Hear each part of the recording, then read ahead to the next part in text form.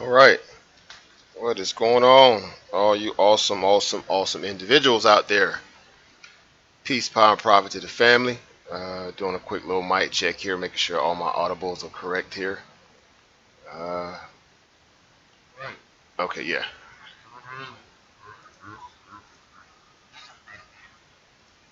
Peace, power, and profit to the family. All right, yeah. So we're working. All right, so just to make sure that's working. One second, guys. I got some echo in the back. Things are always doing this, right? Switching back and forth from all these different settings. All right, so all right, one.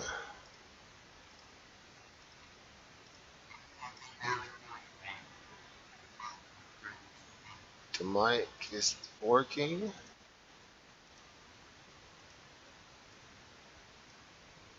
All right, so I think I'm good.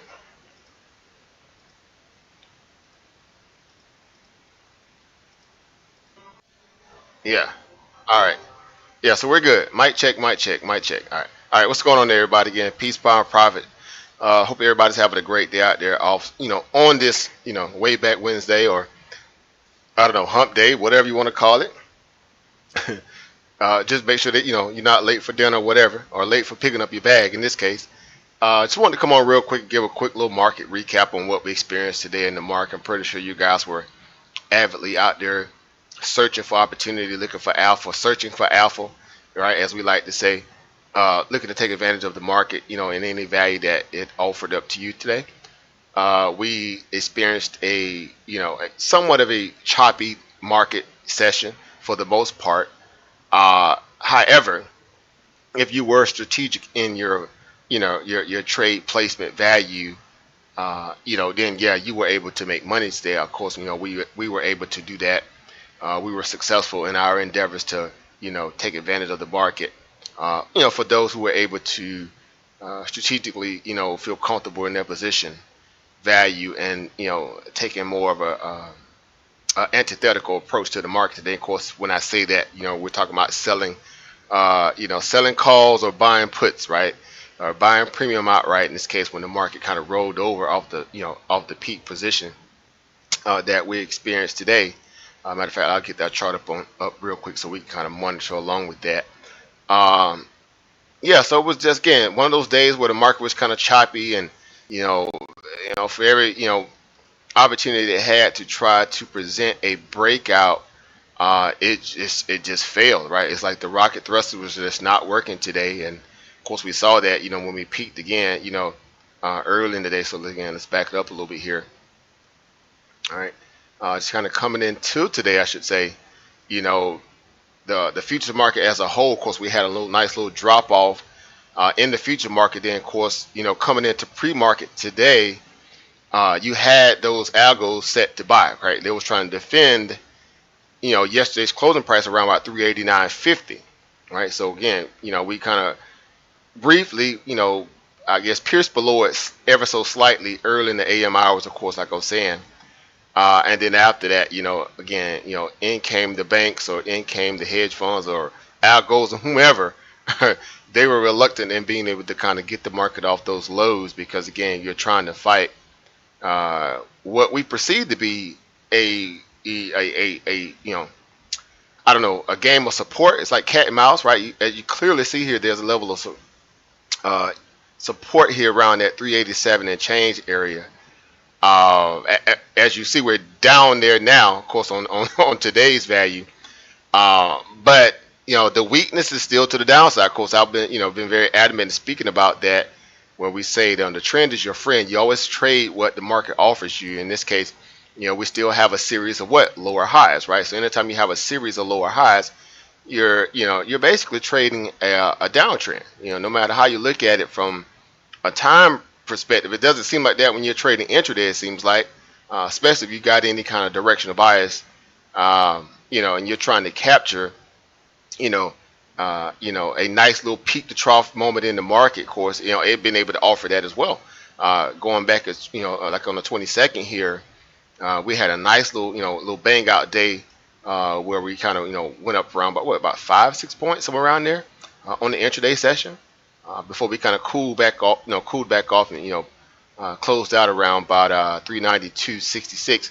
And for the most part, it's been trading at or around that point, right? As you can see here clearly. I reckon this to the gun line, right? Tell them about the gun line, boss. Well, there's your gun line, right? In around that 391 area, to be truthful, around that 391 area, it's kind of like we're splitting this in the middle, right? This kind of kill box that we've been speaking about a lot lately. Kind of giving people a frame of reference to look at the markets from a different perspective. If you can, again, put it in a channel, a box, well, guess what? You can see things a little bit more clear, right? So we just use the terminology kill box, right? Again, that's the military side, I guess. But I mean, it's not hard to be able to, draw a conclusion once you have such a diagram in play that gives you a better lucid picture. Again, so around that 391, it seems to be kind of like the middle ground, right? The equilibrium point, right? And so we're playing a plus minus ratio up to and down to. So what I mean by that, if we're going to split this thing down the middle, and of course, all this choppy action that we've been getting here in the S&P 500 here as a whole, then strategically we're going to play at or kind of a little bit outside the money, but not too much, right? We don't want to get too liberal in our position, being that overly long and overly short, right? We want to stay within the confinement of the kill box, and we'll trade in or around it. So that way, at least we know we can protect our delta. We can protect the value of whatever volatility we may have on the back end of the Vega. Obviously in terms of you're trading options, in this case you want to have that peak value volatility still in your favor. And of course we got that already just by looking at the dollar, right? The USD, right? The DOX, right? The DXY, it's just been on a tear, right? And so I've been very vocal about longer this stays in the trend that it pretty much that it is in, excuse me, I can't even talk right now, then you need to stay obviously more cautious about becoming overly biased towards your long positions, right? And I'm speaking strictly for the S&P 500. Any other stocks that may fall within the jurisdiction of having that convergence with the S&P 500, obviously we know the SPY is the ultimate market sentiment indicator. No matter how you look at it, if you trade the SPY, you don't. I always tell people you need to have at least a chart open of the S&P 500 at all times, because you want to see those potential trend changes that may occur that may also turn a lot of these other stocks, right? In relation to that. And so again, a lot of stocks that's been getting hammered because again, the SPY has not cut them any slack, and so tech is already weak. We know tech has already been beat up due to the fact that it's still reeling behind the fact that it was a kind of saturated trade, crowded trade, overbought trade, during the gravy valley biscuit wheel moments of the market when the bonds were kind of somewhat kept in the closet, right? With kind of kept with the towel in his mouth, right, with the duct tape around his, couldn't say anything or do anything. And somewhat the same for the dollar, right? The dollar was obviously kind of trending around the low 90s, right? At around 90-ish. And then, we kind of peaked out on the low side around about 89 and change, right? 89.80 or 89.70, somewhere around there. And so, again, once it became to be relevant, I think the second round, the stimulus checks came out, that last round that came out under President Trump, well, that's when it seems, like it was obviously apparent that the reversal was starting to trend back, in this case, to the upside for us, the dollar. And then the bond, the yields themselves start rising because they, those bonds begin to get dumped, right? The 10-year, the twos were getting dumped a little bit. You even had a little bit of the 20s, but for the most part, the 30s were still somewhat being, propped a little bit because again, housing market, the ideal that those purchases were still going forward under those low interest rates, and this again before the yields even begin to rise. So. For the most part, we always say keep your eyes on the 10-year treasury because that's pretty much that middle ground, right? A lot of people have contractual agreements centered around a 10-year yield value or 10-year timeline. So that's why, the markets are spooked, right? Because, the Feds has pretty much told everybody at this point, we're going to let those credits, credit reserves in that perspective run out in terms for that of the bonds, that what the banks can utilize in this case. So they're kind of left, out there by themselves trying to figure out, how they're going to, be profitable but also still meet the reserves of that of their clientele that people want to come in, obviously take out loans, this, that, and the third. So the Feds pretty much say, hey, we think you guys are pretty much solid at this point. You know, you should be on your own. You know, and so I think that contractual aspect clears on the 31st of March. You know, basically this month. It ends at the end of this month. All right. So if you were fortunate to listen to the speech today with Jerome Powell, and yesterday, you know, Janet Yellen, you know, well, both of them spoke today and yesterday, but definitely yesterday they really kind of went in, you know, with the Financial House Committee when they was kind of getting grilled a little bit, right? Welcome to that new position, you know, Janet Yellen, right? The first female Secretary of Treasury ever in the U.S. history, right? But of course, you know, with that being said, they definitely didn't cut her any real slack because they went right to work on her. You know, Miss Maxine Waters, yeah, you know, and the crew kind of went right after her, like, hey, you know, what's going on? You know, what are you doing for us? Again, the biggest elephant in the room is the inequity aspect of, you know, all this borrowing of money, and it doesn't seem to necessarily be trickling down to those who need it the most, and not just the ideal of the minority aspect, but also small businesses and things of that nature, right? So good thing again they were able to kind of revamp the PPP scenario, right, helping that obviously become a little bit more accessible to people that need it. The EIDL loans, not necessarily a whole lot of gridlock like the very first time. Again, it wasn't going to places like Harvard and the Los Angeles Lakers and Ruth Chris and Shake Shack. Like, how y'all getting loans and y'all, you know, supposed to have lots of money on the books, right? But y'all know how this stuff works. This pretty much goes to show you that, you know, government as a whole caters to those who own assets, and that's not even up for debate. If you still debating that at this day and age, I don't know what to tell you. Just living in a bubble, right? The markets cater, or I should say, the overall aspect of this country, America, the corporation, right? United States, whatever. It caters to those who own assets. Again, home equity, stocks, whatever, real estate, bonds, whatever, right? You have to be an equity holder because, you know, you could borrow against it, right? And you know, things ever went bad, you can borrow against it, right? You can only borrow against so much credit, right? You know, it doesn't really have any equitable value, but you know, beyond that, what the interest rates are going to afford you, and they're volatile, right? So again, that's not how this stuff works. You got to own tangible assets, or at least those of a paper value that has appreciation value, right? Credit does not necessarily appreciate unless you buy an item that can obviously have a level of appreciation. It's subjected to, again, to the ideal of the yields, right? In terms of interest rates. So again, we saw again today, you know, after, I should say yesterday, the bond markets kind of retreated a little bit, and that's fine because again, it had been trading at some pretty, you know, froth. I never say even call it frothy. They were just trading at some peak levels, right up there near that 1.72, 1.73 ish area. After the very last, you know, Fed meeting that we had actually the previous week. And, you know, since then, they've been able to kind of beat it back about, you know, 10 points and change, right? So right now we're sitting at about 1.612 on the 10-year yield. Matter of fact, let's get over there real quick and just get a quick little glimpse at that. A little glimpse, I should say, into my glimpse. All right. It's been a long day, so y'all know how it is, right? When it's, you know, obviously been a long day, right? I can obviously say I've been working very hard today. I've traded almost like what? Man, I was trading on about 8 or 9 accounts today. Truthfully, about 8 or 9 different accounts today. I was that busy today, and updating, you know, our family over there on the Facebook side, and then updating other, you know, social media platforms that I've been moving around too. So I'm doing all that, and you know, got other things I got going on too. So today was a highly multitask laden day, but I got through it, right? And I definitely got through it profitable. I was able to make me a nice little bag today, spread out across several different accounts actually too, which is great. And I also placed, I think I was like second in even the Webull trading competition they got going on right now, right? So you know, every so often Webull will do this little competition where they'll offer a $500 gift card from Amazon if you place first in their competition.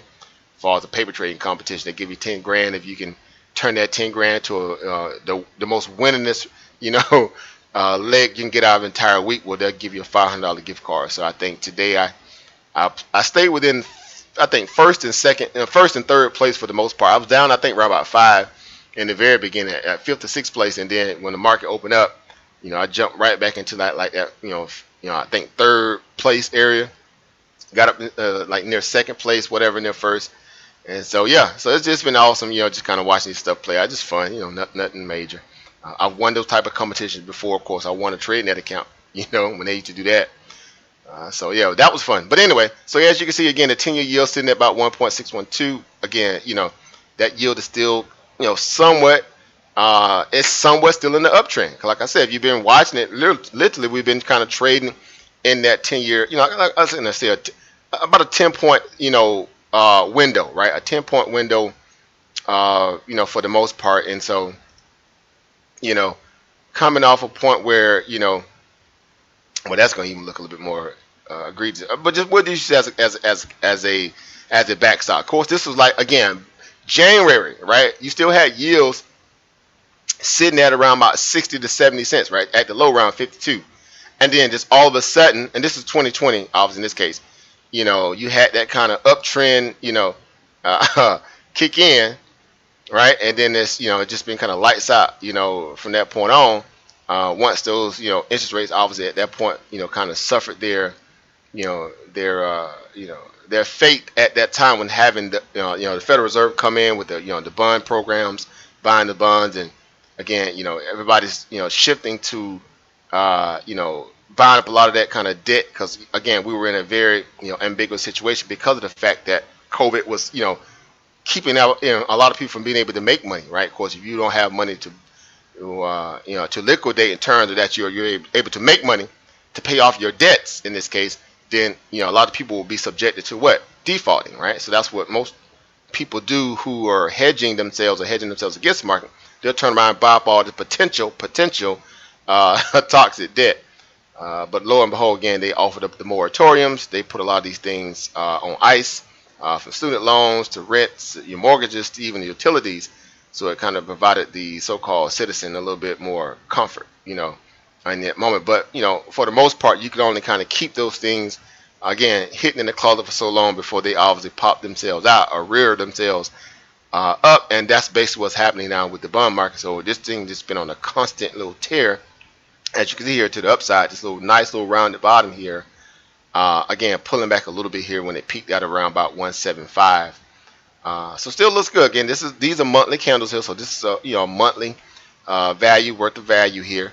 So again, you still haven't even broke really the halfway mark in this monthly candle. So it just kind of pulled back a little bit to kind of catch a little bit of fresh air.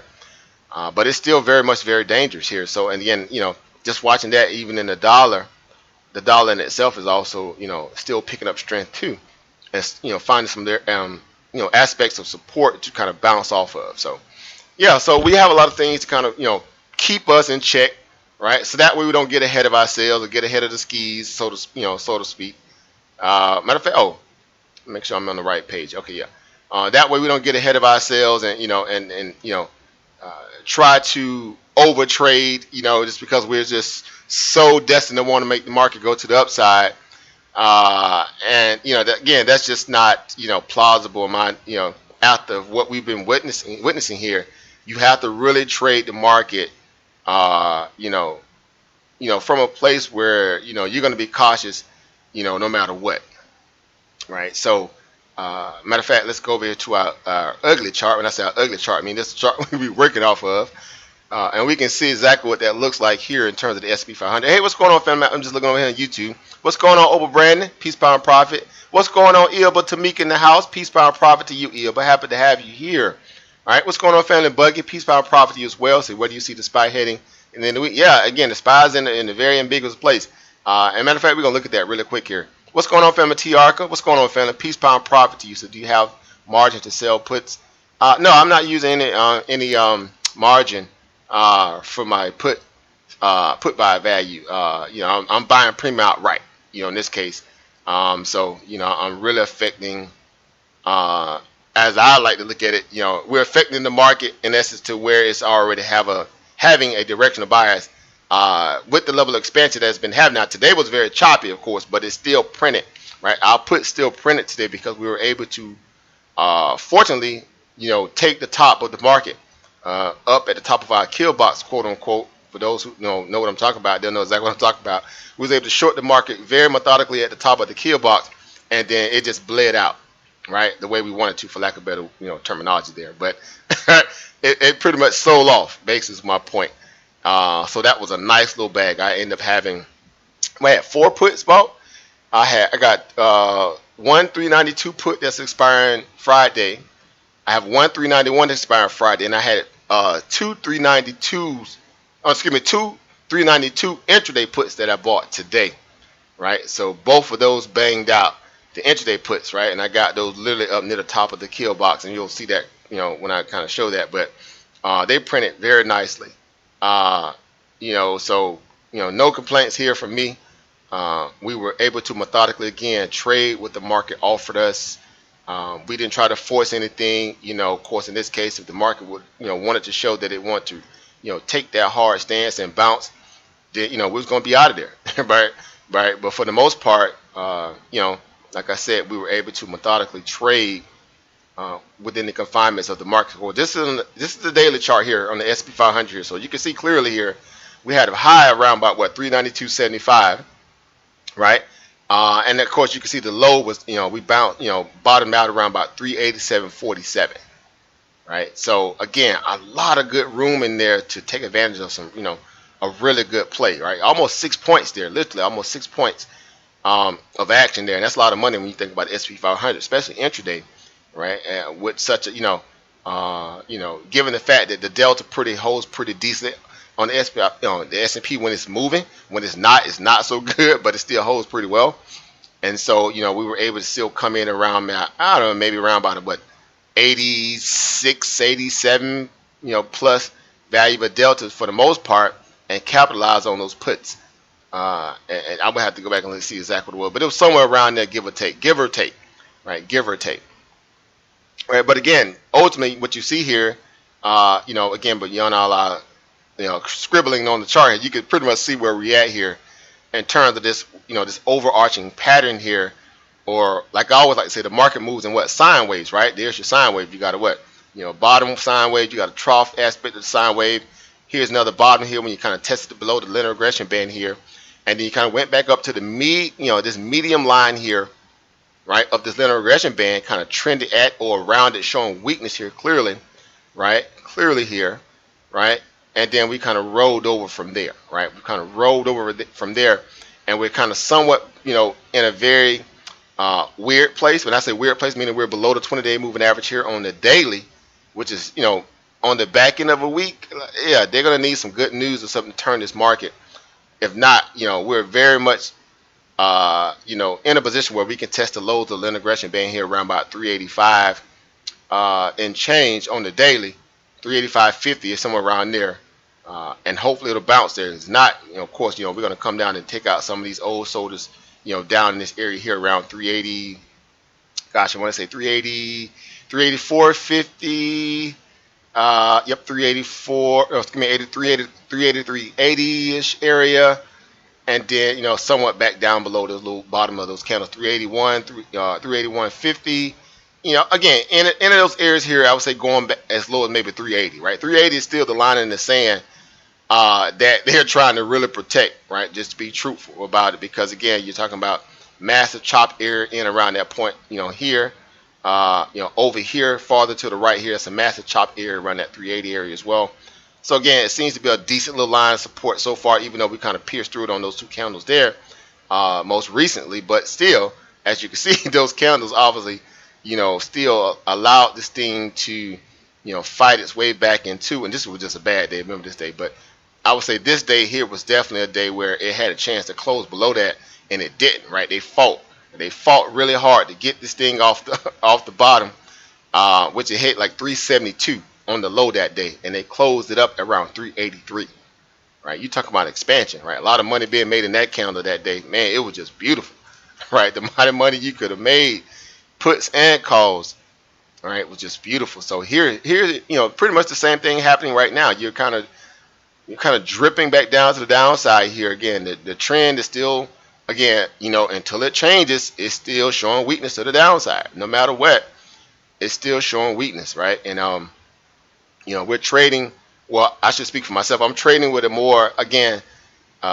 you know, antithetical approach to the market. In this case, of course, the market always wants to go to the upside, but I beg to differ because I think the USD dollar here is still showing a lot of strength, and suppressing the, you know, equities as a whole, right? Especially with tech, right? Tech sector in itself just seems to be just bloody almost every day, all right? And the Dow wants to run. Like earlier today, the Dow Jones was up almost like 300 some points, and the S&P 500 was like barely up, like barely.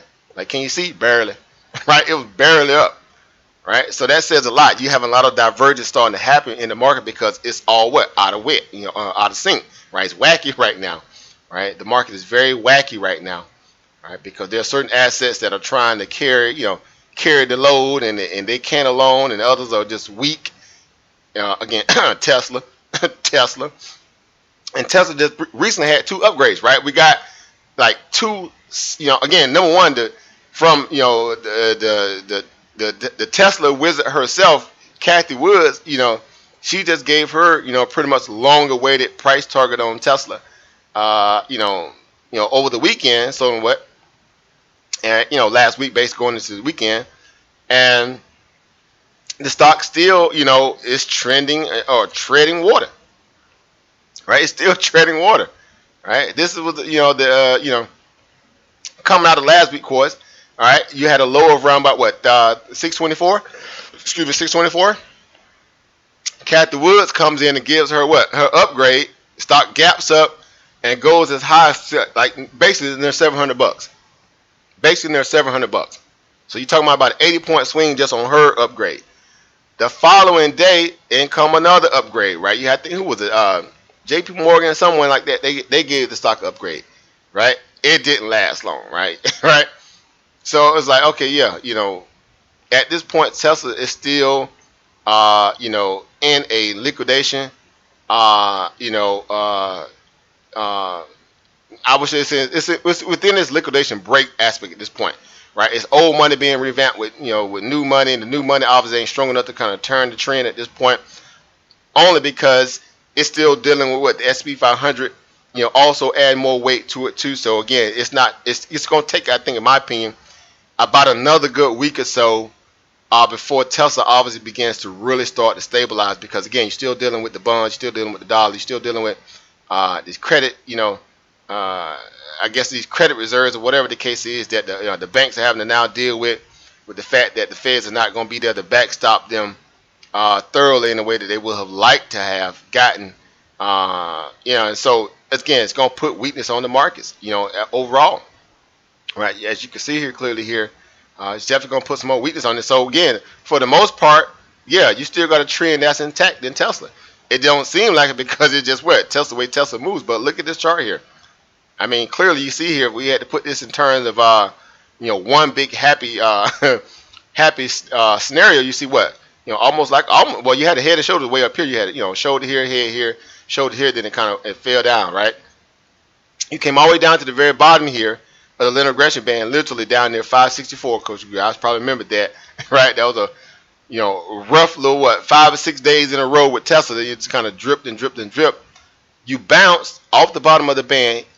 I mean, literally went no more and no higher than that 20-day moving average here, of course, the blue line here, and hit what? Hit resistance clearly. Again, couldn't really break above 715, you know, and close. Actually, just beyond, you couldn't even close above the 20-day moving average. And some of you guys know very well, if you can't close over, you know, what they call benchmark moving averages, especially after having, you know, kind of, you know, hard bounce, like some like this case, like it was a hard bounce, then, you know, you're in trouble, right? You can't solidify new support over some, you know, massive moving averages that people are depending upon to add fuel to the fire. Then yeah, you're in trouble. So as you see, it's pierced it here, could not, you know, close above it. Pierced it here, same way, couldn't close above it. Pierced it here, and there, couldn't close above it. So obviously a lot of weakness. All I need to see is that kind of happen like 3 or 4 times here, and you almost like see right here, going back as far as this candle here, almost like a flat top, almost to a degree of flat top, right? Flat top breakdown. In this case, it was not necessarily a flat top breakout. This was a flat top breakdown, right? Because clearly the resistance points were there, all right, the weakness was there, and the bulls didn't want no smoke. They just literally rolled over and let the bears have their way with their puts and their shorts. Right, again, coming back even here in this area here, this chatter here, it just showed a lot of weakness for Tesla. And so now Tesla's starting to, again, even touched it right here. After trended down a little lower here, and it just rolled over. It just rolled over. So this was an easy short. Well, I'm saying it that way now. I know I can say it in hindsight, but obviously, if you trade, with, or in relation to what the market offers you, and you learn how to read the market in terms of the indicators and also the things that we're trained to do, then ultimately your thesis is going to be, validated by, the fundamental and the technical, analysis to a degree to give you that level of confirmation, right? So again, I'm just talking about far as, risk management here. If I had to put this in terms of a risk factorization here from 1 to 10, how risky it was to trade Tesla short at the $700 level, then you basically sitting at about a 1 or a 2 at most far as risk, because clearly you see it had trouble closing above it, that 20-day moving average here, right? Sustaining it, even with mixed volume and a mixed bag of investor sentiment surrounding the whole space, because Tesla also been having bad news, if you want to call it that. They had the whole issue with China, right? China refused to allow the Model 3, which is the Tesla vehicle that's in mainland China, to be used for their military and some of their government workers, because they was concerned that the cameras that are all around Tesla's vehicle will be used for what? For spying on the Chinese. Yet they have a factory over there, right? So again, just kind of love-hate relationship. Of course, we want your technology, but we don't want your your cameras all in our business like that, right? Not necessarily even especially when it comes to government and the military, I should say. But private citizens, whatever, right? We'll kind of still monitor that. But I mean, that was just just how they're looking at it, right? So. But yeah, so that's a problem for them, right? And then also they got, they had some little bad news in terms of Europe as well. And so it's been fighting a little bit trying to get through all this bad press. But in the interim of that, guess what? It had 2 upgrades here again, going back from the 19th up until at least the 22nd, and then that wasn't even enough to turn it. That wasn't enough to turn Tesla. So again, it looks like it's on its way back down here to that low 600 area. I think right now after hours we're sitting at about 632.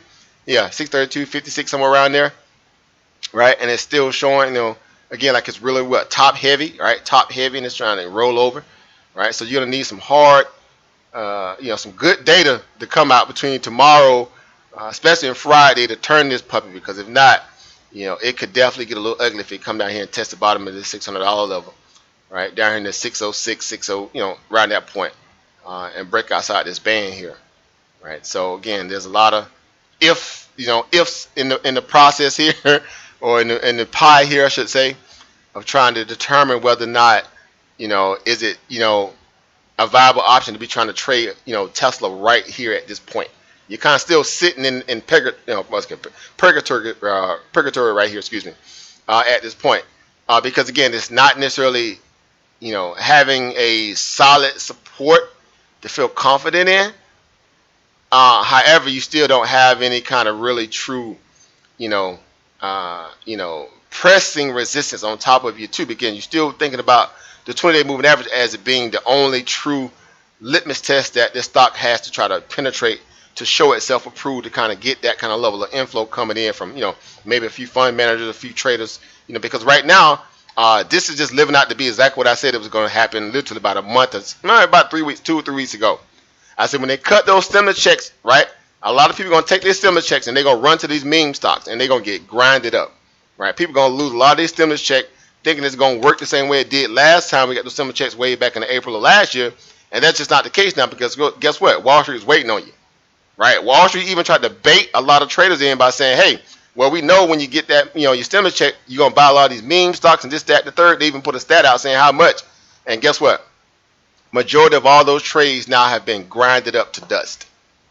Literally, people lost their entire stimulus checks trying to trade these meme stocks. GameStop, we're going to look at that.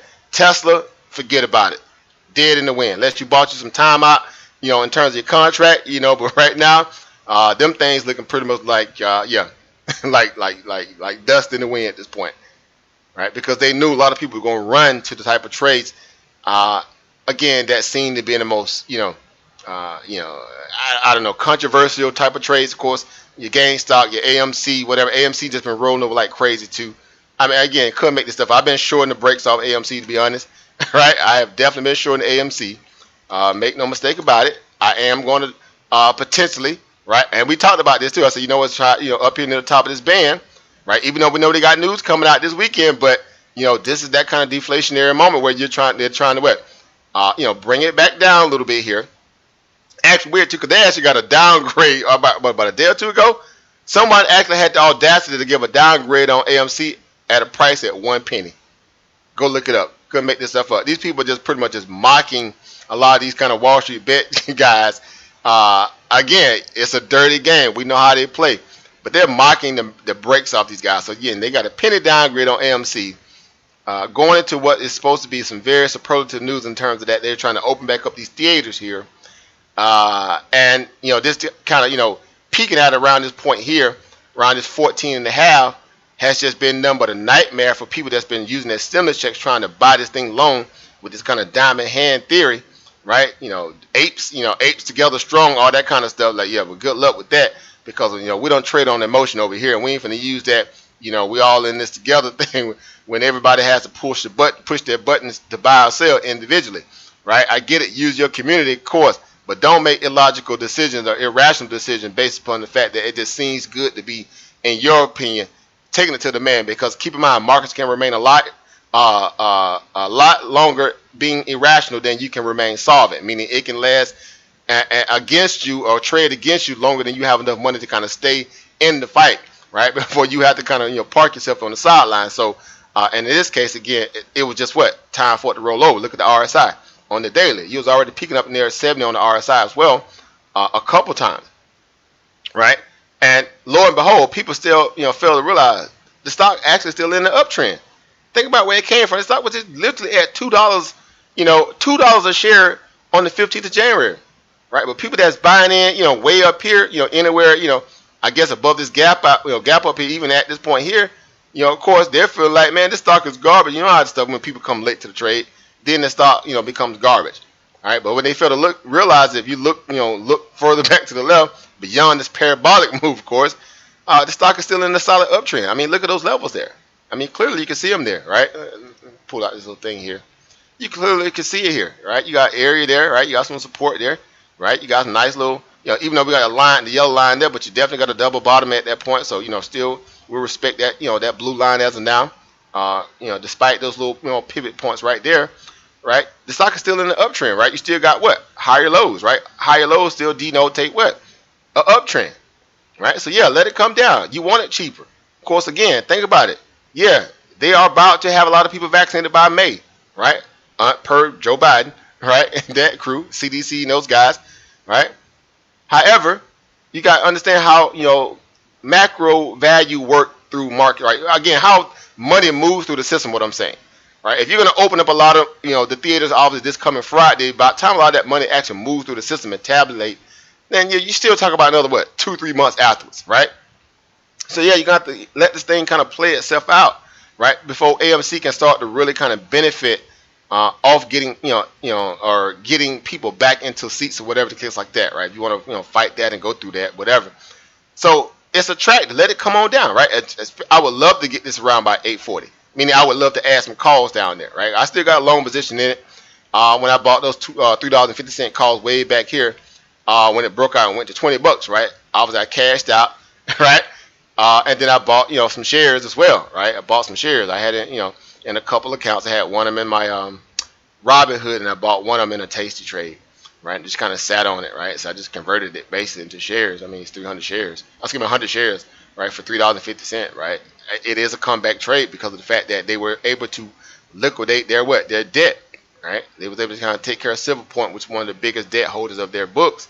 On their books, they was able to kind of pay that debt off, right? When they did the equity raise, when it ran parabolic up here in the 20 plus, right? It just made sense. Of course, in this case, I mean, people gonna go back to the movies. You're not gonna stop that, right? Nothing else, right? They're going back to the movie theater. So, but that's, again, it's one of those things where you just have to be, patient and let the trade obviously come to the points where you feel like it's more valuable to get in at. In this case, I would say, hey, you're kind of still down trending a little bit here. You're obviously close below the 20-day moving average here. Finally here, this was the daily candle. You closed below that. And now, this $8.40 some odd cent, $8.50 area seems to look very attractive, right? Now, can we get there by maybe tomorrow? Hey, maybe, right? Maybe, right? Today we got as low as $8.93. We came close, right? A lot of people like, oh man, we was close. That's close enough, right? I can't take it anymore. I'm gonna buy here, right? We'll have to see how the S&P 500 shakes out today. Tonight's futures market, because tonight a lot of the eyes definitely going to be on the futures market. Why? Because we got data coming out tomorrow, right? We already got, we had data that came out today, durable goods numbers. We had other, important pieces of economic, values that also, share some kind of insight in terms of where the economy is at, that actually kind of confirmed how Jerome Powell and Janet Yellen actually feels about the economy in terms of how we're kind of slowly getting back to a place of strength, right? And so that's why they're not necessarily very, I don't know, nervous to want to do something to kind of help the markets at this point. The markets have benefited greatly off all this free money. Almost an entire year of just free money thrown at it. Again, while Main Street America just pretty much suffered through that, right? They're telling you to kind of hold the line and pull yourself up by your bootstraps, even though you couldn't because you ain't had no bootstrap to put on and nowhere to wear them to anyway because you couldn't go to work. So it was just a whole lot of just pandering and making people feel like you're doing your civic duty as a citizen of America to kind of weather your own storm, right? But corporations didn't have to go through that because they had all this helicopter money hitting them left and right. Being able to tap the equity markets for more cash, and I mean it just makes my head hurt how people just don't understand how this system really works. So they always kind of vote against their own interests and convince themselves that they're doing their part by taking the L, while corporations who are already filthy rich don't take L's. Like, what part of the game is that? Like, a lot of people need to really sit down and go to school, like the real school, right? Learn how things really work, so they don't be bamboozled or whatever and get caught up in this whole fugazi propaganda machine of no, this is good. You need to kind of wait. Just wait. Maybe you get a stimulus check. Oh, that's dumb stuff. But anyway, moving on. So yeah, AMC down here 8.5, 8.75, 8.5. Yeah, I'm all over it. Right. I will be definitely buying some some short-term leap calls at that point, because again, we are at that moment of reckoning in terms of when this kind of reopening back up of America will start to become more visual over the next I don't know, 2-3 months away, whatever. Well, not even that. Yeah, basically about a month, really, but about 2-3 months to be solid. I'll say that. All right, we'll use again Joe Biden's timeline for far as having people, the main fold of everybody that wants the vaccine vaccinated by May. Right, so we'll see. All right, so yeah, so that's AMC. Right, so again, I'm still short AMC actually right now, right as we speak it. Right, so GameStop. Yeah, so guess what? We were right on our little GameStop little thesis. All right, this trade actually gave us a headache and then some. About 4 days ago when we were trying to break down this analysis on our training session, like how would we trade this? Of course, the straddle was out of the question. Right, the only way you're going to trade GameStop in the earnings was either through an iron condor or a strangle. Right, so I kind of somewhat in my mind surmised that I would want to stick with the strangle if I was to kind of really get deep heavy into it. But the puts obviously still favored the buyers going into earning, because you can't account for, number one, the book value in terms of now that the market cap is obviously sitting there around. Then the market cap on what was that around about 20 some odd billion? I think it's down to around about 16, 17 now, somewhere around there, 14 billion. After this latest dump, but again, you still can't account for that level of book value. For the company, no matter how you feel about the company, as you're taking it to the suits and all that, logic still has to play itself out. I don't care who you are. And so one thing that GameStop actually got going for themselves is that they actually was able to beef up their board. They fired the old CFO, right? He was a hater. Let's call it what it is, right? They went to Google and got one of their executives, I think, for the COO.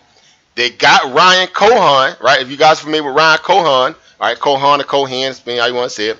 Right, he used to be the old founder of the company called Chewy. Right, Chewy was the online pet store that pretty much revitalized and brought that whole industry back to life. Right, he brought it back like never before. Right, again, at that time it was just Pets.com and those guys, but Chewy came in and solidified itself, especially during COVID, as the premier go-to place for everybody that had a pet. So everybody and mama started ordering off Chewy. They stopped going to Amazon. They left Amazon and went straight to Chewy, and that became a success story overnight. And that guy actually that founded that game, he was a young college dropout, same way like most of the other guys at 20-some-odd years old.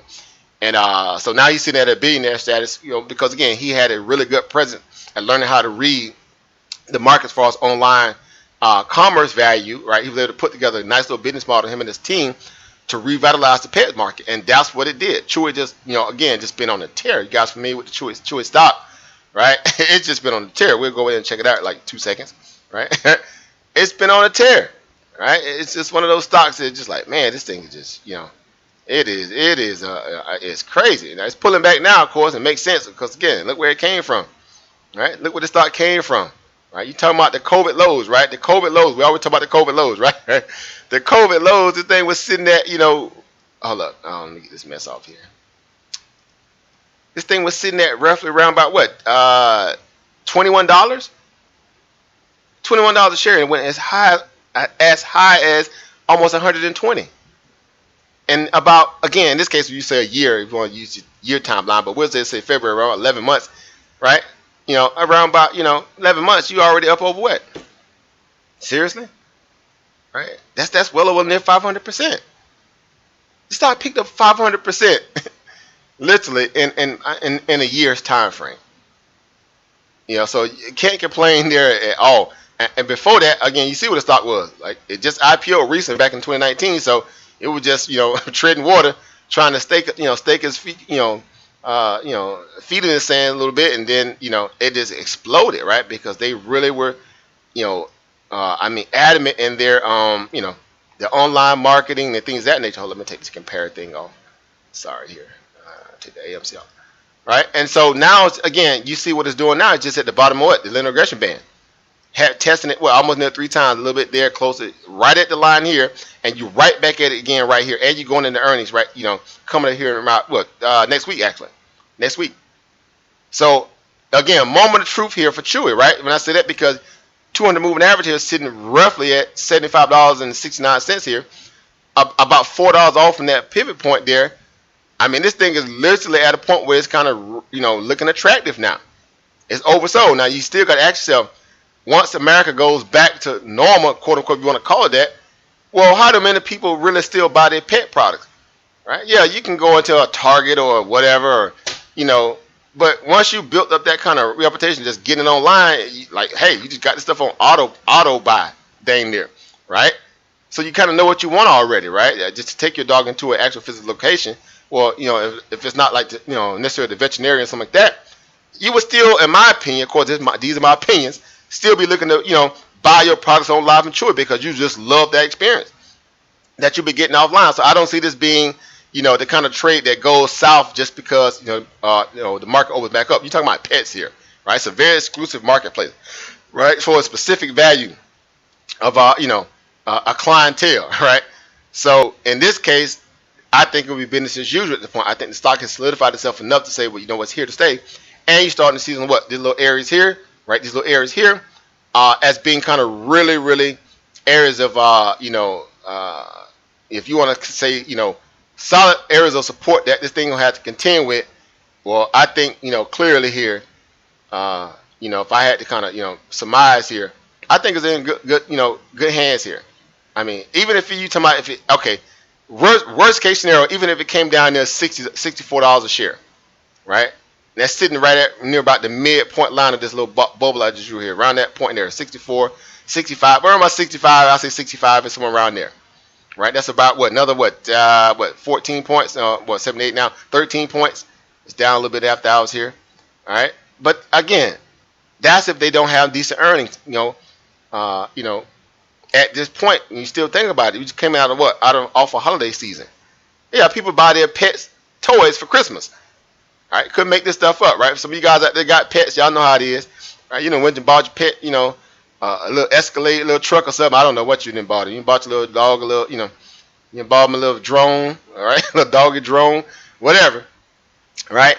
So yeah, so I'm just like, this is a type of trade where it makes sense that, if you are a student of the game, a disciplinary methodology behind looking at value based upon, you know, uh, you know, again, inflows, outflows. Like I said, you even look at the squeeze momentum down here. Look at the squeeze momentum.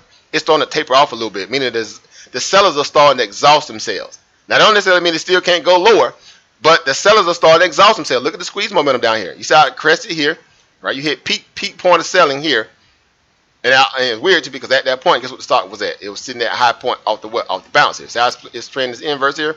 You see this inverse clearly here. You can see what's going on here. All right, you clearly see what's going on here. So you see that little rounded scenario here because it's rounded top. You got the same thing down here on the squeeze momentum, right? It's kind of rounded bottom, right? And you coming into a what? As I like to say, of course, definitely an equilibrium point, right? It's a make it or break it moment. So again, right around this 20 moving average here, around about 75, going into earnings next week can be really, really instrumental for Choppy to either get a hard bounce here, or again, like I said, we're gonna kind of test this little bubble area down here around about 60, 70 to 65 area around that point there. I mean, down there, definitely I would be, I'll be the first one to take, of course, this is my opinion. It's not investment advice. I would definitely be saying, hey, get you some leap calls and just sit on them, right? Buy you some anything back towards that, $80 strike price, back towards the 20 moving average around probably at that time probably be around about 85 or 83 on that 28 moving average. So anywhere from again 80, 85, if you're doing like maybe 3, 4, 5 months out, that'd be great. 6 months definitely. But either way, that would be, literally a good area to kind of take your position. Again, my opinion. These are just my opinions, educational purposes only, right? So yeah, Choppy, right? And I know I wasn't really talk about Choppy, but I had to kind of by way talk about it because we will talk about what? GameStop, right? Again, the old CEO sitting on the board of GameStop, he's there for only one purpose, right? He actually was the one instrumental for getting the CFO fired, right? He came in and said, this guy got to go, right? Right? He's got to go, right? So by doing that, they were able to say, well, hey, let's kind of rebound the idea of the business model in terms of what it really stands for as an institution. Because again, GameStop has been around enough to kind of really, have a marquee name value, right? Regardless of how gaming industry is moving more towards online and just streaming your games and all the stuff you don't necessarily have in the physical game, but it's still a present for people who still value a PSP or PlayStation, whatever it is, or Xbox, that still want to have some aspect of a disc, right? Whether they're gonna go to data cards in the future, exposed to the hard disk, whatever the case, right? GameStop still has a play in that industry, right? Because they still have all the accoutrements and things of that nature, and they can move to an e-commerce gaming setup where they can, merge with some kind of gaming infrastructure or gaming platform that's dealing strictly online, and they can kind of be that liaison, within that. And it's weirdly so. I think we spoke about this about a month ago. We talked about that Twitch, right? The online, gaming headquarters for all things gaming. It is thinking about going, becoming a publicly traded company by way of a SPAC, right? A reverse merger, right? So of course, I think they initially kind of tapped Shamat Halapatia, right? To be somewhat, the liaison within that. If they were ever going to do it, I think they're going to feel comfortable going through him. So keep your eye on that, right? Just again, we haven't forgot about that. So Twitch can be a really, really big banger of a stock if it comes to market, because think how many people, especially young kids, that live on Twitch. They literally live on Twitch, right? Again, that's that, man. Look, that youth money, man. That's that real money. Y'all tripping, right? Because kids get what they, get what they want, right? They hit them parents, hey, I need some money for my video games, and so. Yeah, so Twitch will be interesting. So again, that still has a lot of value that it can offer, GameStop, if they really can get the e-commerce game popping, meaning that e-commerce business popping. And so they got the right man in charge to help them do that in terms of, again, that guy Ryan Cohen, right? He's the guy for it. If there ever was a challenge, he's the guy that could possibly do it. And so I would say this because right now they need cash, right? Let's be honest. GameStop needs a lot of cash to start building out all this new R&D and CapEx spending that they finna obviously embark on. And so that's why, pretty much yesterday during the conference call, they pretty much came out and said, we're not, without the idea that we need to start thinking about raising capital now, right? They let the stock run all the way to $500 and did not raise not $1 in cash. Think about that. It came all the way back to earth around about $40 a share, right? I bought me a couple in there around that price. It ran back up again to $350. They still did not raise cash, right? This whole energy behind the stock is kind of captivated so many people. The management was sitting back like, man, we just gonna let this thing play out. We got retail fighting these little Wall Street guys, our Wall Street bets guys. This is just fun, right? Either way, we got a bigger market cap than we did when we started, right? Way back, at around about $8, $9, $7, $8 a share. So it's like they're not even in a rush. Yeah, anybody else that was starved for cash that really needed, of course, GameStop needed, but they've been raising capital all up in here, $400, $300 a share. These people just sat back and just watched it just do all that and did not raise not $1. Crazy, bro. And they still got Michael Burry on the board too. Y'all know the guy, the big short guy. So they got some influential people actually, in their corner. All right, obviously, you got Mark Cuban out here, big fan of him.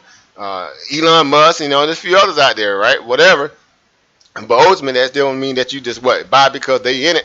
It still has to make sense still, dollars and cents, right? Before I'm gonna get in anything, I need to see the fundamental case play itself out, right? And right now, I know the stock is still frothy. It does not warrant the value of its market cap. They only printed made about $2.2 billion for the 4 quarter numbers, right? That combination on the annual fiscal level, right? So they still well below their value in terms of the stock price value, in terms of the money they bringing in.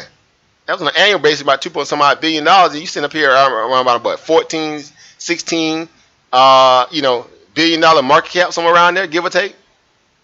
No, you still overvalued. Let's be honest. So they're gonna raise some capital. It's coming. Right? Get ready. Right. So again, our thesis going into earnings was we was a head scratching, nail biter. Right. We got a headache trying to think about how we would trade this thing into earnings, but again, we ended up kind of solidifying ourselves around about that $120 to $100 strike put buy was where we was kind of sitting at, particularly in this trade, and lo and behold, again, it served its place, right? It paid. I mean, you see where it's sitting at. It bottomed out around about 118 and change, somewhere around there. Matter of fact, let's get off the daily here and get to the let's go to the 5-minute chart, right? I think we bottomed out around about actually lower than that, around 114 and change, 113, 114, somewhere around there. Right, and that happened after hours, right? But during the intraday session, it was around about about 118, 117, somewhere around there, right? And so right now you got a hard bounce here after hours, right? Look here, look at the hard bounce after hours, guys. Some of you guys probably already seen it anyway. Dang, here we go with that mess. Let me take this mess off, get my crosshair back up. After hours, it started to bounce basically off 113, or basically 114, and it's already up 100 at 132. That thing then bounced literally about $17. So I don't know what's going on with that. But GameStop had a nice little bounce here. After hours here. And again, it could be again, like rigor mortis, right? Stock got pummeled today, right? It could just be going through a moment of rigor mortis here. And you got people just buying what they perceive to be just a nice little after hours bounce. I mean, that's a nice bounce, 17 points. Right, I buy that for $1. I sure would. Right? All right. So that's a nice little after hours bounce, rigor mortis bounce. I'm gonna call it a rigor mortis bounce when we see how it opens up tomorrow. If they really about that life, we'll see if it hold above 130, or at least I would say above the 20-day moving average here, around about 125 far as tomorrow intraday actions. Right? If they about that life, it'll close above that. Then we'll see if they're gonna do anything to try to make a pushback toward the 50-day moving. The 200-day moving average, about 153. Right? That's a stretch. Right, because the stock's still under a lot of weakness, still a lot of puts that still hadn't closed out, so it's going to be up against all that weight value or open interest in puts that necessarily have cashed out quite yet. So I don't know. I don't know. But again, we were very, like I say, instrumental in taking against. I don't necessarily even call it against all laws. It was just obvious, man. Let's be honest, right? I know we can say that definitely, with a straight face. It was just obvious that this thing did not have, any kind of book value to make a person just honestly say from the fundamental perspective, this stock obviously had a chance to beat earnings, purely on growth, on the growth perspective. It just, come on, seriously. right? So yeah, I just wasn't even going to play that game. I had a couple people hit me up, obviously in private, and asked me, should I buy the calls? I'm like, no, why would you want to do that? Right? If anything, you might want to sit in your hands, right? Because again, if I was to ask you, give me your fundamental use case why you want to buy calls in the earnings, then you're gonna get stuck. I don't care how you would have tried to spin it, you were gonna get stuck because you cannot account for that. You can't account for that PE. You can, the price of earnings. You cannot account for the market cap. As at a point where you still got a lot of these stores that are not even open, seriously, and their online presence is pretty much like forget about it. It's just not starting to even think about building that up. So you can't account for it, and that's just a natural observation for you dig a little deeper. So yeah, let it come down, right? We'll see how long it's gonna come down. If it's gonna come down a little or not, whatever. Right now, it's just going right back to this area of this chop zone here. Again, you got a base around about 102, 100, well, 100 basically. That's what we said, 100. Right? If it definitely don't hold, that area is, it can get real slippery, right? And it still be overvalued because again, 200-day moving average has this stock sitting at around about $57. Let that marinate for a moment. Right? The 200-day moving average has this stock sitting at around about $57 in terms of fair value, and that's still being probably liberal, right? So that's about another 80 points away, right? It's about another 80 points away at this point. Now it's gonna go down there. I'm not saying it is, but I'm just going off the 200-day moving average. Again, I got a few shares in it, but I'm to the point where I don't even care about the movement, right? Because I'm still shorting it like anybody else, like short heavy, because I know how this stuff works, right? Yeah, let it come down, let it earn its weight, right? Earn its weight and go. Yeah, at some point, can GameStop be a 500 plus stock? Yeah, it surely can. Again, y'all know how this stuff works. It's all about what people are willing to pay for, but it's still gonna have to have some kind of merit behind it. So if they get the online presence popping, they merge with a company that's doing a lot of e-commerce gaming, like they get one of those e-commerce games in their belt, and I think that's what's gonna end up happening. Eventually, they're gonna have to go through the acquisition game and pick up some of these, this new online gaming area. I think like SLGG, that's an online gaming one. I think it was another one out there I spoke about. Yeah, they get one of those guys, and they actually, especially if they was able to merge with Twitch, man, like lights out. Doggone right, them just gonna buy the brakes off this, right? But until then, won't touch it. Meaning, the idea that I'm just gonna be buying up here at $200 just because I can. No, to the no. Just ain't gonna happen, right? Yeah, I'm sorry. I'm just looking to the YouTube chat. You say, can I zoom in a little bit? My bad. What's going on, family? L Card, entrepreneur. What's going on, Ober Marquise? What's going on, family? Rich B in the building. What's going on, family? Raul in the house. What's going on, family? Peace, power, and profit to you guys, right? Just seeing you guys now. My bad. Y'all know how this when I get in grind mode. I'm trying to get it in quick. I told myself I wasn't gonna be on that long. I want to at least get in about a good hour, 15 minutes, because we still have our Urban Economic Empowerment Show tonight. So again, shout out to the Urban Economic Empowerment Show every Wednesday, typically around about 6 p.m. So Sister Monica probably getting ready to start that up here shortly here. Matter of fact, let me go. Yeah, she already think she got the link out now, so she getting ready to kick that off here shortly here. So I don't want to be any much longer than that because again, we like to make sure we kind of, open up our Wednesdays to go out there support, exactly what we're really truly about to in terms of being community, community orientated in terms of being able to deliver information what we do with the Urban Economic Empowerment Show. So shout out to the Dagger Squad channel. Shout out to everybody who participate in that when we're live over there every Wednesday. Right? So yeah, so GameStop, you know what's going on here. That's just my opinion on GameStop. Again, you got this clutter over here still. It's just starting to hit those areas now in terms of those check down areas of support. And that's why it's going to kind of slam the brakes a little bit in and around this area, this carnage area here. But we'll see. If it's really about that life again, if it opens up above 125, yeah, you may get a little bounce tomorrow. Again, it get rigor mortis. Y'all know this stuff go. And we'll go from there. All right. And so last one I'm going to look at really quick here is the company KBH, right? KBH Home, right? So this is a stock obviously here. Again, it's man, this one here could be real tricky, right? It could be real tricky. But not necessarily tricky in a way that's hard to trade. It's just I actually shorted this stock in the earnings, right? Why did I short this stock in the earnings tonight? Right? Looking at the pattern alone, clearly here, you see some rounded tops here, right? Rounded top, rounded top, rounded top, right? So it's kind of like a almost like a hit, basically a head and shoulders on the on the incline. Right now, even though this candle here is peaking out above the head at the peak point here, which obviously kind of somewhat denotes it, but it still has that energy where it was kind of hitting some level of what resistance within a box point around about what $45, and just kind of trending back down towards the area around about 41, right? So it's kind of, that was, to me, that would have been my kill box.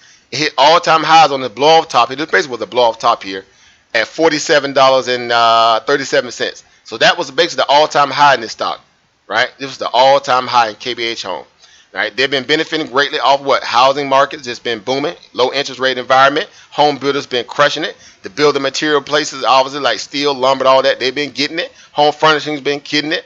Piers, whatever. Well, I forgot them little furniture stores. Y'all know what I'm talking about. Those guys. Home Group, right? At Home Group, that stock been on a tear. So it's a lot Zillow Group, right? Redfin. I mean, Lennar. I mean, the housing market has obviously been what? In a boom. Now here, things are starting to slow down because what? Right? You had bad housing sale numbers actually the past week, right? Because the interest rates are starting to now to kind of what? Slide back to the upside. So I think peak housing, in terms of the buyer's value, will kind of slow down just a little bit here, especially on the tax season side of the market here. This kind of first quarter scenario, kind of, let everything kind of bounce itself out, right? We kind of hit peak sales, obviously in KBH Homes after this last report.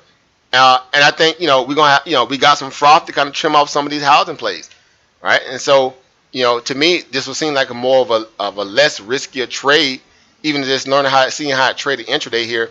It trended down basically from, a higher of 44.78 near 45, top of this mean line here almost, down to around about a lower, 43.39. The inherent weakness was there going into earnings. Now, the good thing about it, at least it closed above the 20-day moving average, right? It had to hold that to show any kind of love or fate for particular bulls that may thought, that the thing had a chance. But ultimately, the trend was still what? Overarching to the downside. I mean, clearly you can see that this thing was what? It kind of was exhausted, right? To me, of course, that's just me. Maybe I'm just the crazy one here. But it was just exhausted, right? It was just exhausted, right? And so it just kind of trended around this same area here, this little shadow area here, resistant, right? You kind of played within that box the same way over here, and you had the blow off top again on this day right here, but that was it. It just blew off, and just after that, like came right down to the, back to earth, because at that point, again, interest rate was still what? Rising. I think on that day it was around about what? 1.6, 1.7 on the interest rates, somewhere around there, give or take. Who knows? But anyway. It just seemed like it was just, a very fundamental peak point of sales, peak point of saturation in terms of their housing numbers at that point before they had, basically need to take a break. They need to take a break, right? And so, yeah, idealistically, it'd be great to get this down, basically back down to the 200-day moving average. That would be really good, right? That would be really good, around about $36. So we'll see if tomorrow if it come down here and test this little $40 area. But right now, these little puts I got, in the earnings are banging, right? So right now we're sitting at what, 41.73. I bought the 42s. I bought the 42s. Or did I buy 40? I bought the 42s. I bought the $42 puts, right? Not a whole lot. I think they only cost me like $1 and change, or $1.20, $1.20, right? I bought a few of them, right? They dirt cheap. They were dirt cheap. I risked $300 on it. Heck, I made that in one call today with the one put by in the trading spot puts.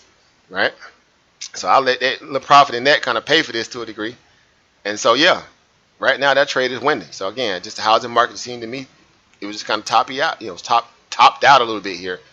So we'll see. Right, so that's it. Again, if not, I know I just keep going on and on and on.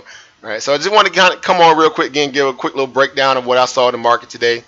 What I'm expecting to see out of the market tomorrow. The future market is actually open right now as we're speaking, right? It is at 6 o'clock here, and so just the way that we closed down in the market today on the downside, I think we still gonna have a little follow through weakness here. Give or take if the Asian market and the European market definitely don't kind of step up tonight. The market's gonna be in some trouble. And so it's going to try to bounce. We'll see if it sustains or not. But, definitely look forward to some fireworks tomorrow after such a nice little breakdown in the market after choppy, intraday first half of the market before we got some of that expansion on the backside of the market, which we capitalized on gratefully so. So with that being said, of course, you definitely want to pay homage to those who was able to capitalize by being patient, because I literally watched that trade unfold right? Those spot puts, right? And I was just calling them out every single chance I get. I was just kind of letting the family know, hey, this is why I'm trading. This is why I think things are still kind of in the in the bear's favor at this point. And so we just sat through it, right? So we dodged all the all the kind of the naysayers and the people that were like, yeah, we want to go to the upside. To us, we were just like, hey, we used to this, right? Give us your best shot, right? We like, give us your best shot. What you got, bro? We patient over here, right? We know how to stay within trend when it's necessary, and let's get paid. So we got paid today. Puts printed, and so with that being said, we got to put on our favorite little skit, right? When you get them, that trade just right, and everybody looking at your trade like, man, why would you take that trade and that trade hit, and that trade hit right? You be feeling like this, right?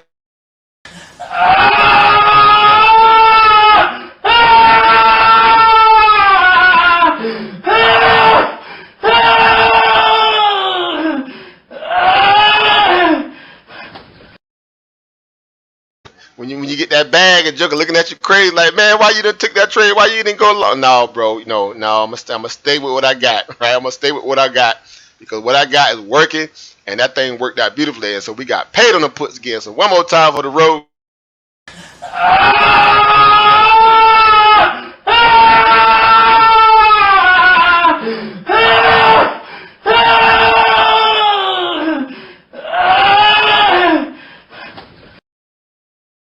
We definitely got him today, right? We got the puts kicked in and overdrive, and boy, did we get paid. So again, I always say, man, ain't nothing better than getting paid when you worked hard and grind hard. There ain't no better feeling when you can make your own money on your own time, right? So we definitely did that today.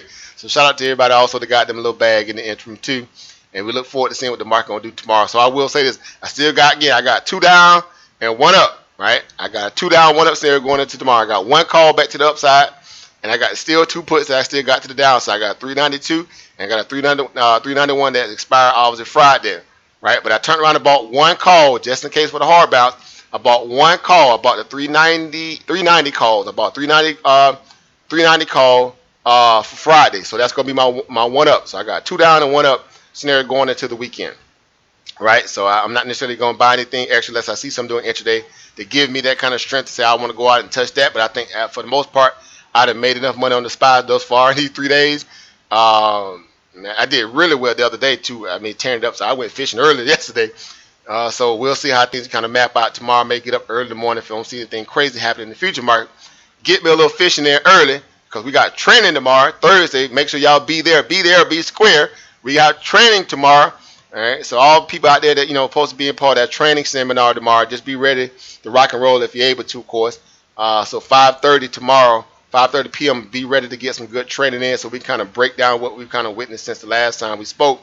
Of course, we're going to break down our GameStop trade again. We're going to break down some of the other trades that we chose to kind of, put underneath the microscope. And so far, so good. I think everything that we talked about, for the most part, played out, right? To be honest, I think everything we talked about played out in the way that we thought. Even that stock, your stock, over Brandon. I say that paved stock, I said it's gonna come down probably a little bit more to the downside, right?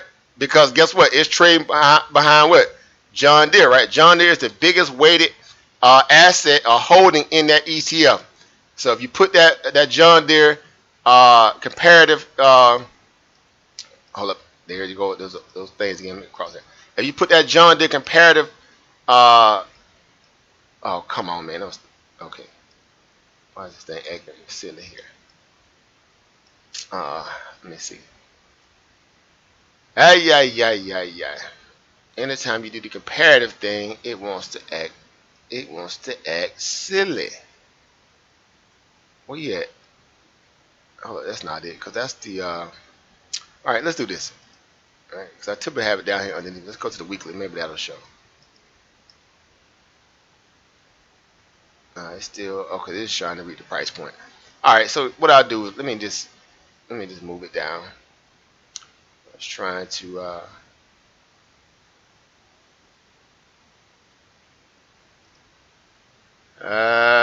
move to there we go. All right. So clearly you can see what's going on here. So then John Deere being matter of fact, let's go back to the daily really quick. John Deere being the most weighted average holding in this PAVE ETF of this infrastructure play. Some of you guys may not be familiar with the PAVE ticker symbol here. It is the infrastructure play under the Joe Biden's, new, again, yeah, they talk about the money value of that right now. So that's a conversation, but we'll get to that next time we talk. But it had kind of peaked at around about 22, no, not 23%. Why I got the percent X over here? Why is this thing tripping? Why are we tripping? There we go. All right, so it kind of peaked at around about $25 a share, basically up near 25. And since then, it's been rolling over, obviously rightfully so, because again, you see clearly here that you went through pretty much a it was just a liquidation break, right? It was time for people to ring the register a little bit. They kind of fought off this lows. Last time it was sitting at around about $20 a share back on the 29th of January, about February the 1st, basically. And you kind of push yourself up about 5 points since that time frame, which is a low low beta stock, low ATR, so it was a nice little push here. Right, and you kind of broke below the 20-day moving average here, and you closed right at the 20-day moving average here on today's trade, and rightfully so. That is trying to hold that that pretty much line in the sand after hitting the high on the daily around about 24.18. Right, so the stock is still somewhat, again, it's still in an uptrend, not even somewhat, but still in the uptrend, and it's still fighting all that weight of that of what's going on with John Deere, because John Deere actually dropped about 14 points on the day, right? It went down about 3.79% because it was still feeling the weight of that the SP 500 getting beat up, right? A little bit of the Dow after the Dow kind of rolled over, it started really show weight on the on Deere, John Deere, that is. So yeah, again, like I said, I'll love to be a buyer at in this asset, particularly like a little call, a leap call at around $23, like we kind of talked about last week. Not necessarily too soon. I want to wait on it, right? I still think we got to get through between now and March 31st before we really can say, if we in the all clear or not, right? So, but yeah, the stock is rolling over. We kind of called it. We say here it is, 3 days in, and we down from 24.57, came down as low as 83 or 38, excuse me, 23.38, excuse me, right? So that's almost roughly around about 2 points there. Right, so 2 point move. That's 2 points. Again, with a decent little delta, so that around about 70, 80 bucks, 90 bucks, and on every dollar. Right, get excited for you bought those puts. Right, all right, get excited. All right, so yeah, so we'll keep an eye on that too. So again, everything that we talked about, it did what it said it's gonna do. We talked about John Deere rolling over, it rolled over. Right, we talked about PAVE, coming down to be more attractive. Right, look here, I couldn't make this up. John Deere clearly them puts banging. Clearly them puts are banging right now. Right? Man, you gotta love this stuff, man. You gotta love this stuff, guys. You gotta love this stuff. Right? You gotta love this stuff. Right? So this is why we rock, man. This is why we hot. This is why we rock. Right? This is why our family come hang out with us, because we're honest, we're transparent, we're hungry, we're disciplined, and we really put forth a good analysis when we try to break down this stuff, because we don't want to leave people straight. Be like a lot of other people like, man, you just go buy this stock because of this. Now, we're not into that over here, right? We're not into all that, no. All right, we're not finna fake it till we make it. We're not finna do all that. We're finna go to work, right? If I crack this live stream open, you best believe we're gonna go to work. We're gonna analyze some stuff properly, right? And I didn't really chance to go into deep in the fundamental stuff, but y'all get my the point just by me even breaking down a little bit of the technicals and just kind of overlaying with a little bit of the fundamental conversation without going to the hard books and the publications. But it ain't hard to see what's going on at this point. Right, so but everything that we talked about again this past Saturday, panned out. Everything, it went the direct direction that we wanted it to go, and so if we just stay, disciplined and humble, we all made money. Right, and I'm not just saying that to kind of pat myself on the back. We all made money if we stuck with those thesis, vantage points or data points that we kind of overlooked and talked about. So our GameStop trade, our AMC rolling over. PAVE, Deere, what else we talked? We talked about a couple more. Tesla, we talked about a couple others too, who knows. Going in, BNGO, right? Even Bionanogenomics, right? It banged out. They beat, and the stock rolled over at doing intraday. Right? But we still got the beat that pretty much said it was gonna happen. The stock was up in there by 880, 890ish, off the lows around about $7 and change, or high 7. And then it went right back down there during the intraday session. So, but again, no harm, no foul at that point, because guess what? At the point, if you had bought, $7.50 or $8 calls into the earning, you made money, right? I bought me one.